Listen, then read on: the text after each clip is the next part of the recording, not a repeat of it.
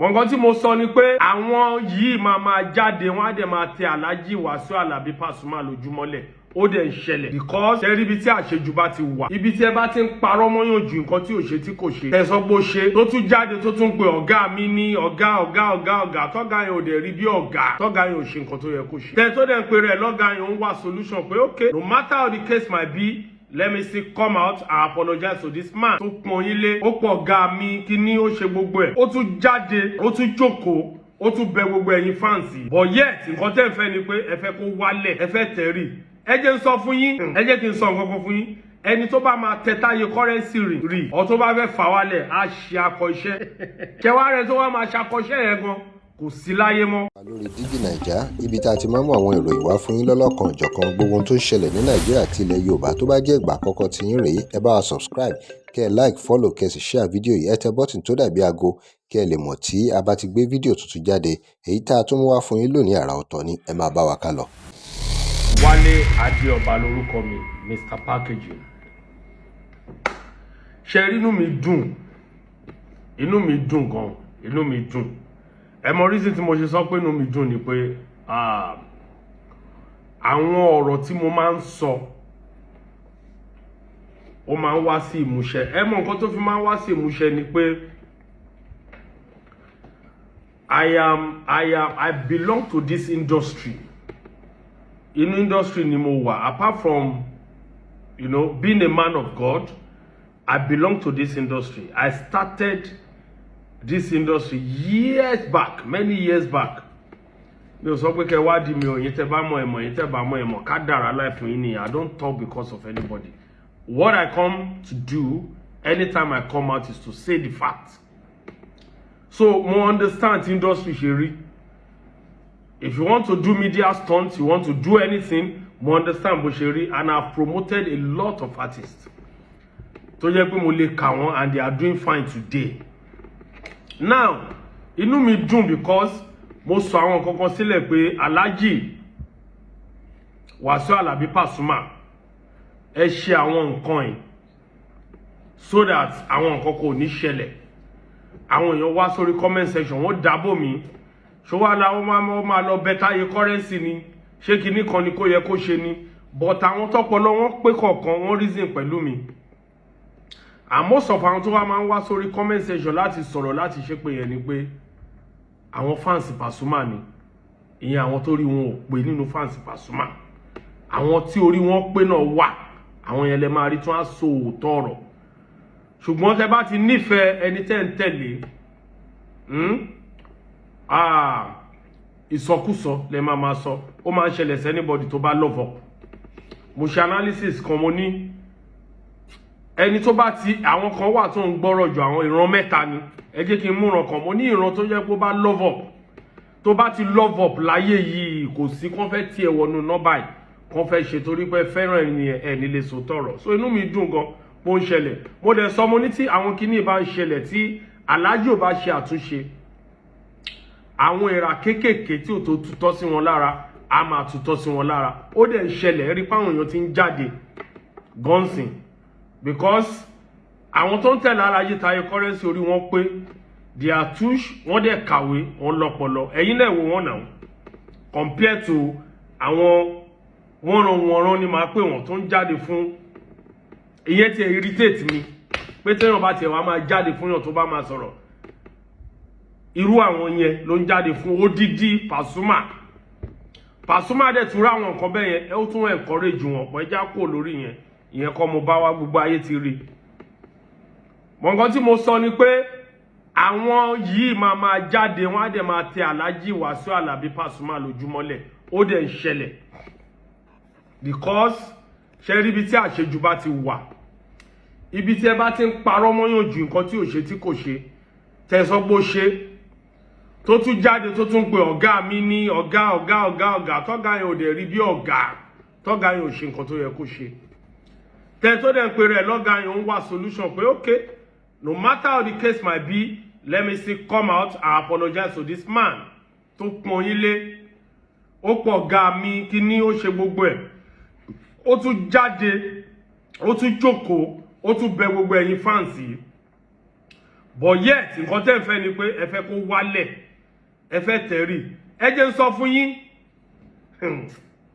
ẹ jẹ́ kí n sọ nǹkan fún yín ẹni tó bá máa tẹ Táyé Currency rí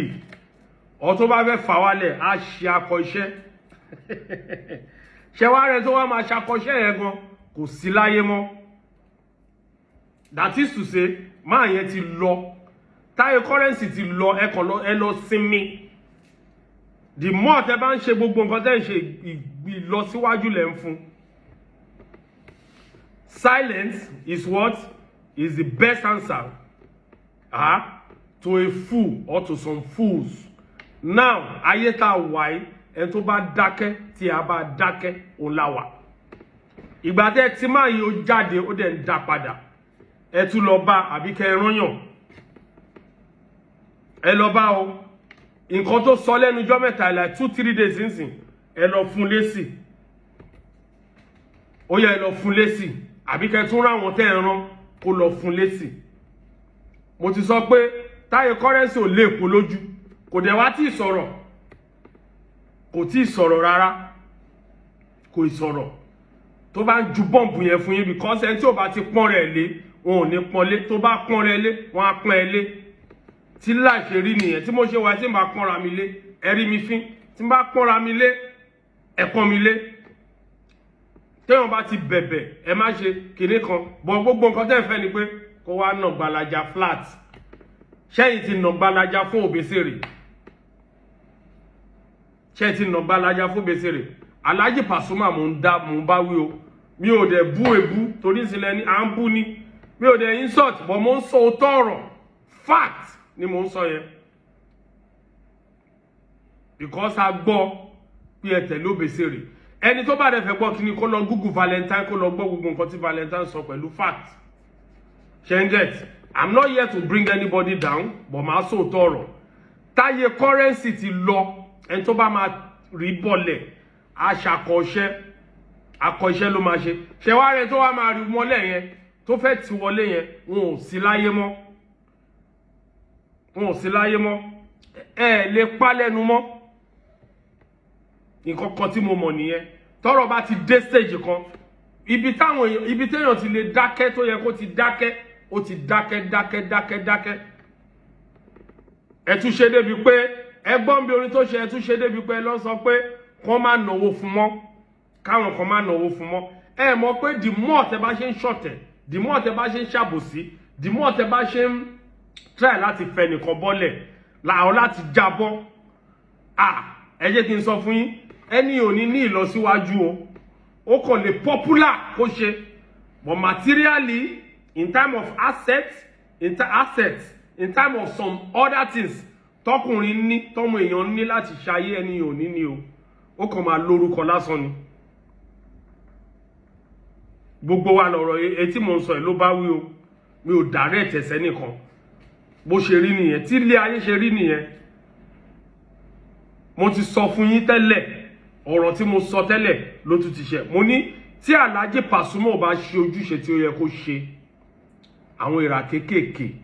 wọ́n á ṣe kí ni wọ́n á jáde wọ́n á tẹ̀yìn lójúmọ́lẹ̀ àwọn èèyàn tí ń jáde kan wọ́n ti ní sùúrù tó ẹ compare gbogbo àwọn tó ń jáde sáwọn wọ́nranwọ̀nran máa yí máa pè wọ́n dọ́là bí kọ́mú kan wò wọn àwọn tí ò tó bàtà wọn ò tó bàtà ẹsẹ̀ àwọn ọmọ yín wọn ò tó bàtà ẹsẹ̀ Táyé Currency in fact wọn ò tó bàtà ẹsẹ̀ àwọn ọmọ Táyé Currency nǹkan tó bá jẹ́ òun la fi ń wé òun o irú àwọn yẹn ló wá ń jáde irú àwọn yìí I don't want to mention their names then ẹ wo irú àwọn fans ẹ tún ní ẹ má jẹ́ kó gba ara yín Alhaji Asiri Pasuma ẹ má jẹ́ kó gba ara yín kí wọ́n yẹpẹrẹ yín because yẹpẹrẹ yẹn ti ń jáde báyìí inú àwọn òde lè dùn kó yẹpẹrẹ yín because you are a big star bó ṣe jẹ́ nìyẹn èmi ò ní sọ́jú báyẹn lọ wọ́n ní la máa ṣe but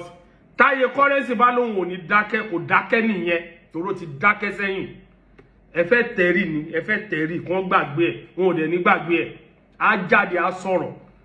bí láì ṣe rí nsìn nìyẹn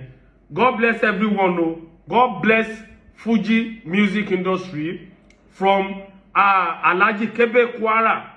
Kollington Ayinla to àwọn tó kù K1 the ultimate Obesere Rashida Ayinde àti bẹ́ẹ̀ lọ dórí Taye Currency, you know, Ọlọ́run ní jẹ́ kí gbogbo yín jábọ́ kò yé yín ẹ dẹ̀ má gbà then kọ́kọ́ tí mo realize ẹ jẹ́ sáré ju 1 minute ni pé Fuji music industry ó dà pé tí kò bá sí ìjà wọn ò ní gbọ́ wọn mọ́ because